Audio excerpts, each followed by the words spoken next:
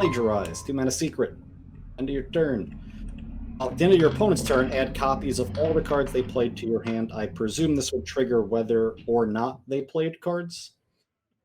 But I don't think this is a value secret. Rogue doesn't want a value secret. Yeah, I mean, this is like, one is they play the cards better than you do, and it's not like you get them. Yeah. Confirmed. Okay, so and Rogue definitely has often, like, am I using this in an aggro Rogue? Because, like, oh, I got a Brawl. That's really useful. And am I using it in a value Rogue? Often your hand's full could be weird anyways, you know? I'm only going to give it a 2 for deck building because this does kind of tie together secret and burgle synergies to some extent. Oh, interesting. Okay, yeah. I think, yeah. I'm going to give it a 1-1 because I'm not a Rogue player. And so I don't have the... Yeah. So, self-sharpened sword. I looked at this card. I thought this card might be insane. I think this card is quite good. So, because like you run that freaking, you run this green skin and that 5-mana new guy. On its own, this is 10 damage over 4 turns. Hit for 1, hit for 2, hit for 3, hit for 4. Yeah, that's a lot of burst. And this also curves well into Steel Dancer. You play this on 3, you attack, it turns into a 2/3. Attack on 4 turns into a 3/2. Play the Steel Dancer, get a 4/4 and a 3-drop. And that sounds really good. If you deadly poison this, you can get up to 8 extra damage. Yeah. And if you slap an extra ability and attack buff on it, you can go farther than that. I'm not going to give it a 4, but I will give it a 3 and a 4. This literally might enable an archetype, so it's weak to, like, if Rogue had better board clears, like if this card were in Demon Hunter, this would be like an easy 4, like because you could just keep on hitting with it and just do so much damage. Maybe not, I don't know, but like it would just be. So the problem with, I think, with Rogue is, yeah, if they run out of stuff. This is a face card for me. Yeah. This is my aggro Rogue. Yep. I'm going to burn you down. Yeah. I'm going to hate getting this thing oozed. Yeah. I wonder if ooze will be very meta. Also, there's synergy here with Dread Corsair. If you want to go really into the burn plan, there's decent synergy with Frenzied Fellwing over time. Yeah.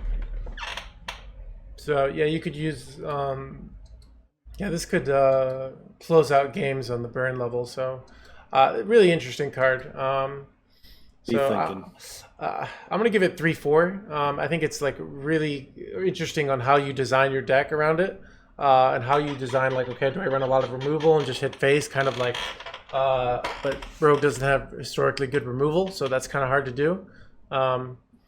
So it's real interesting for sure. Take the next one. All right. Volpera Toxblade. Your weapon has +2 attack. Am I right in that this is real nice because you could just like hero power and then play it on 3 and hit something off? Yep. It's pretty proactive. Rogue doesn't actually have really any unconditionally proactive 3-drops. We have SLA. Wow. So that's so good. Yeah. And then that's like it. This is just fine. Like, I play a 1-drop, I dagger on 2, I play this on 3. It's like I Fiery War X on 2. I use that for face or board control, depending on the situation. And then even if this dies afterwards, it was still not that bad. Yeah, and if it's also not necessarily amazing. Yeah, also, you're right. This does curve out the Steel Dancer, which is another reason I like it. So if you can get board control, have a weapon that is buffed, and then you have a 3/3, and then next turn, if it does live, you do get the Steel Dancer also. And maybe Dread Corsair.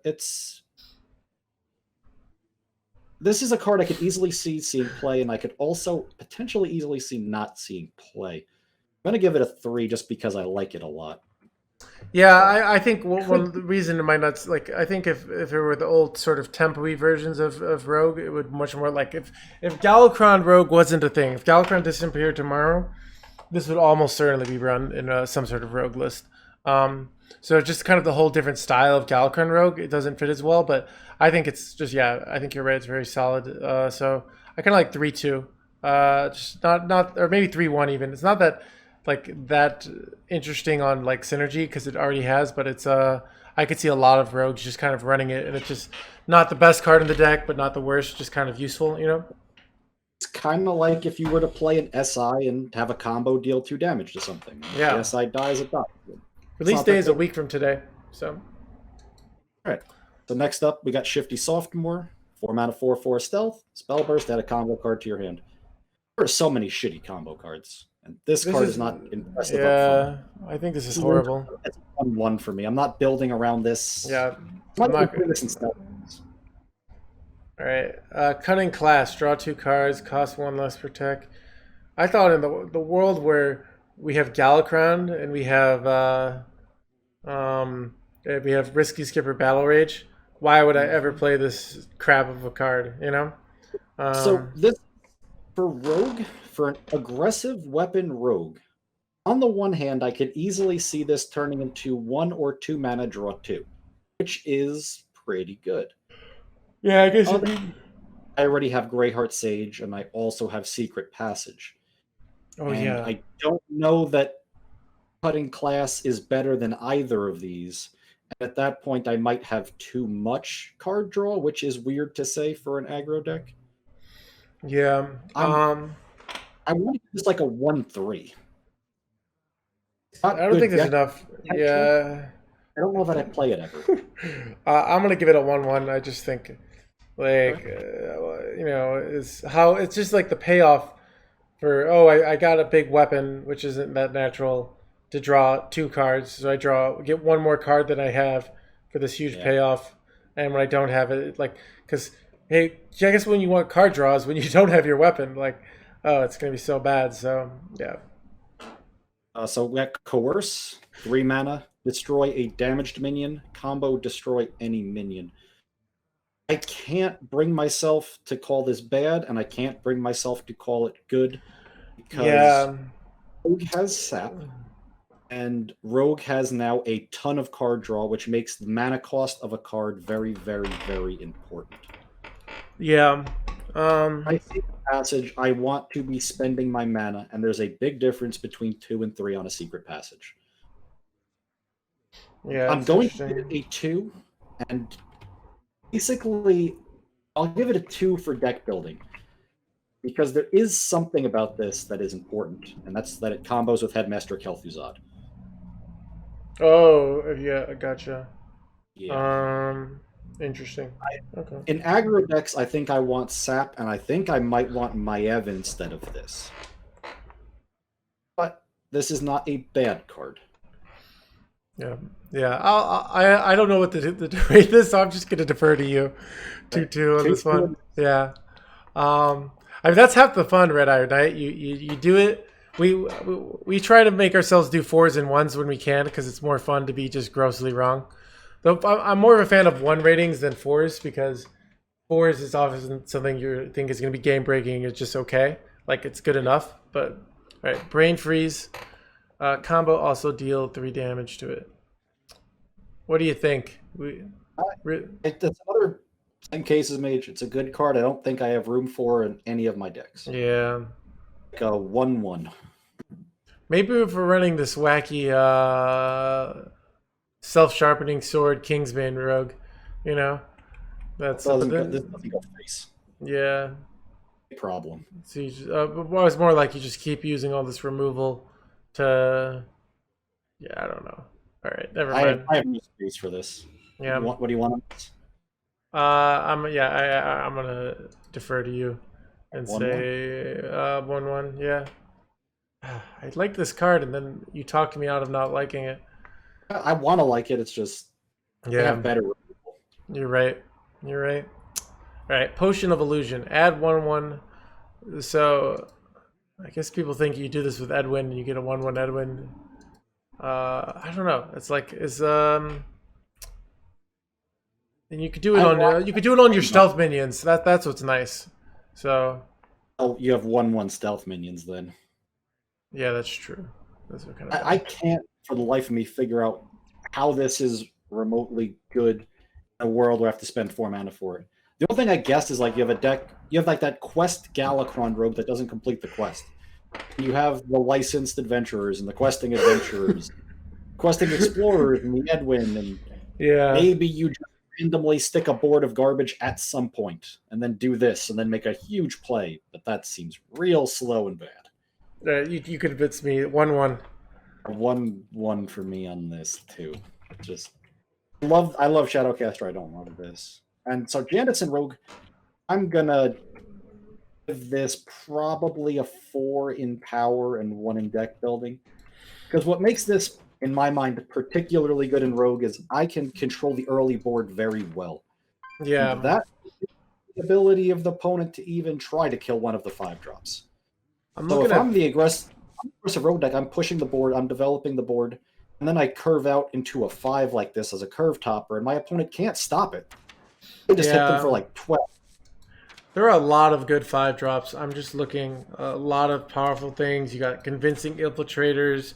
You've got Bizarre, like things with Rush. You got Wax is Red. Holy crap. This card, And sometimes you're Galakron Rogue and you get an Evolve Lackey, which makes this even better. Ooh, and sometimes you get Dark Pharaoh Takan that you Shadow Step it, and then you win the game. Oh, wow, that's real good. There's so many good 5-drops. All right. Oh, yeah, 4-1. I like it. Sometimes you get Chromatic Egg and Desert Obelisk, though. So, 4-1? Yeah, 4-1, yeah. It's not that interesting on a deck building level. It's just good. Yeah.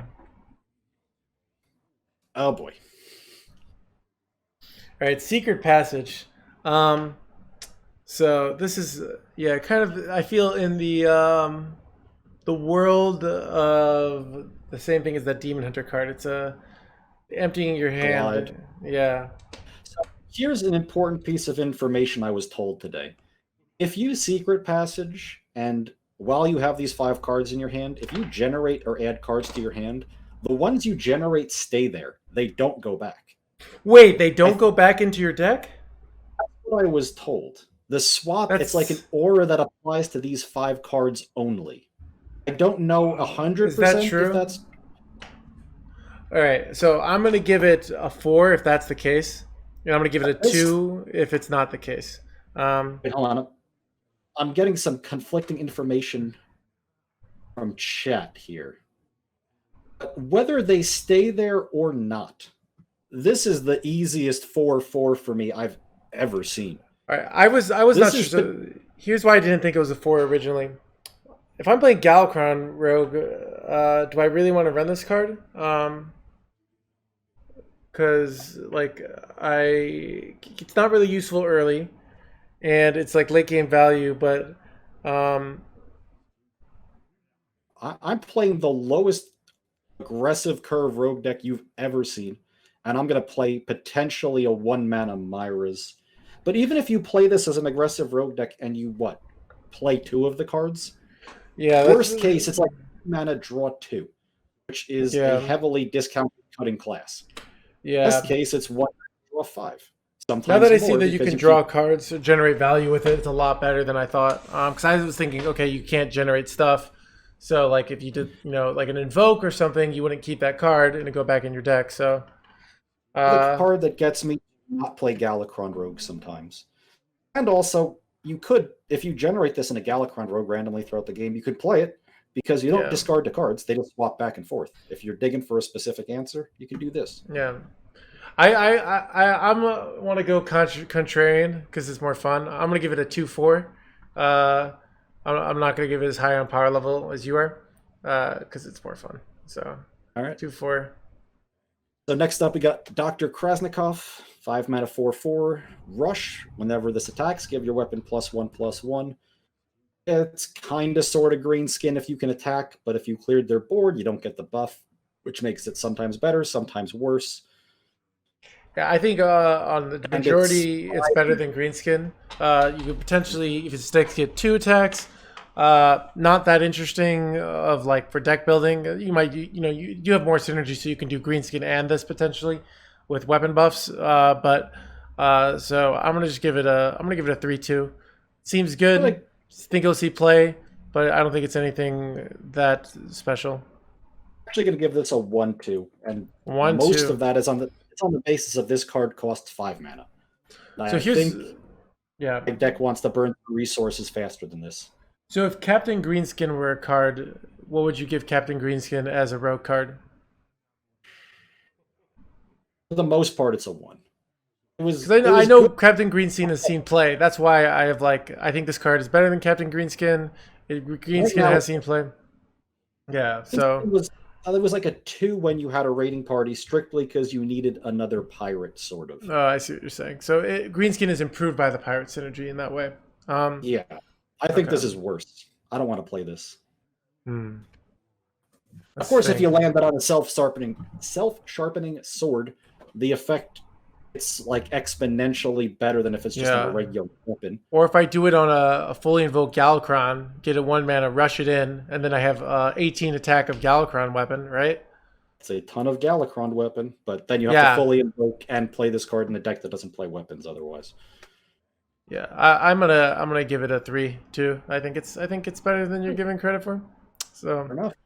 I am not a primary rogue player. I played the Kingsbane back in the day, so I was a That big fan was of a the lot King. of fun. Yeah, so it's I'm biased towards the decks I've played a lot of, you know. So and obviously that would work. It's got the Kingsbane. Okay, let's go to Infiltrator Lillian. Mhm. Sound good? Summon a 4/2 Forsaken Lillian that detects a random enemy. This is one I've been having trouble evaluating. Well, let's see what you say first. I think this card is just it's very good for aggressive rogue decks. It's got the nice little stealth synergy for Greyheart Sage, if that's Yeah, relevant.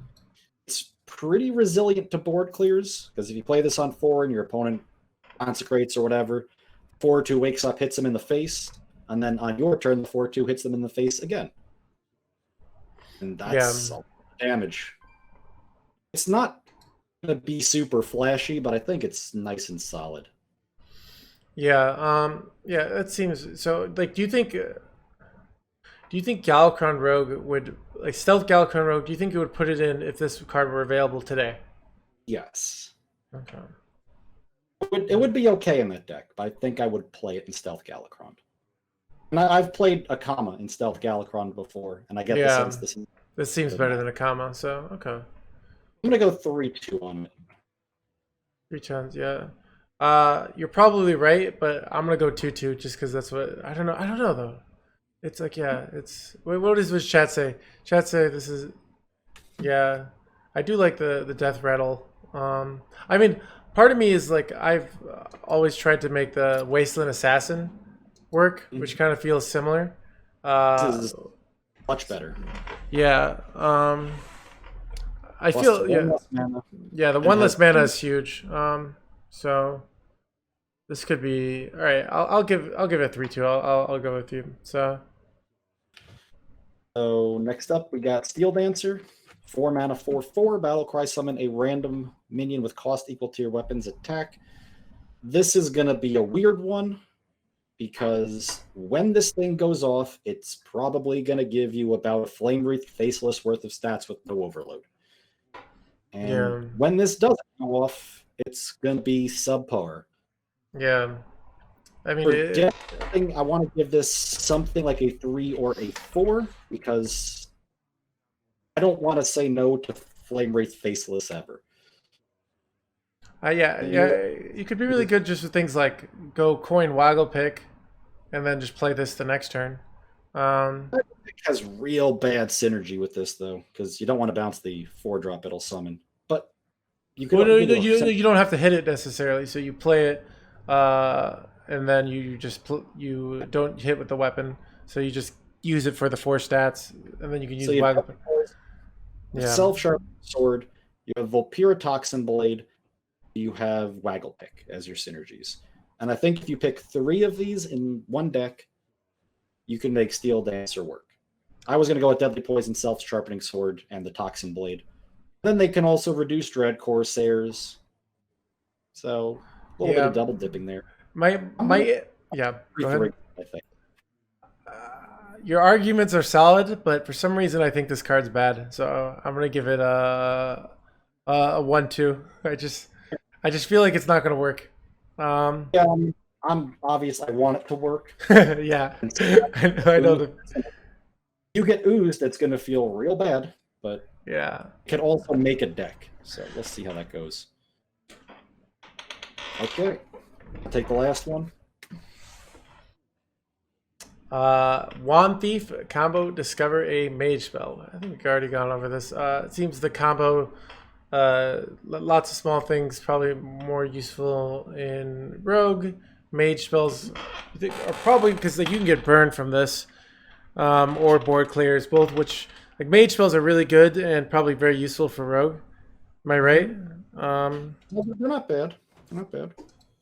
So maybe I'll give it. It's probably just like a 2. I could see it being run. I could see it not being run. I think I'll give it a 2-1. It's kind of boring on like synergy wise, but I'm going to give it more of a 2-3, and my reasoning goes something like this. What I don't like about this is that it's not a 1-drop. yeah, Not really. It says combo, so Arrowcat as a 1-drop is much better than this. I like about this is that it's a cheap, consistent Burgle activator. oh yeah, That is Shadow Step. So yeah. it can make big stings. It can make big Edwins. It can activate Burgle synergies fairly consistently, sometimes on curve like Fence. And this is an interesting thing I've been thinking about a lot, is that this activates Vendetta. And Vendetta is real good with Headmaster Kel'Thuzad. Ooh, that is good. Yeah, so it's possible that you want to play a Burgle Galakron rogue in the event the meta gets very early game aggressive. Use your fences and vendettas to take control of the early board so you don't take the damage. And their Wand Thief kind of works. If it works in Quest Rogue, I mean, good, you can advance the quest. I don't know if that's any more than a meme anymore, but Yeah, the Vendetta it's mostly synergy is pretty nice. because right now your Vendetta activators are Pharaoh Cats sometimes, and that sucks. There's Dragon's Horde, which always activates, but is not a great card. Now you can add Wand Thief, which not bad. Yeah, so the Burgle synergy seems to make a lot of sense. It's fair. Yeah, I clearly have not played those decks that often. I've played mainly the Galakron, so I think I'm gonna go 2-2. But you're probably right on this. But That's pretty close.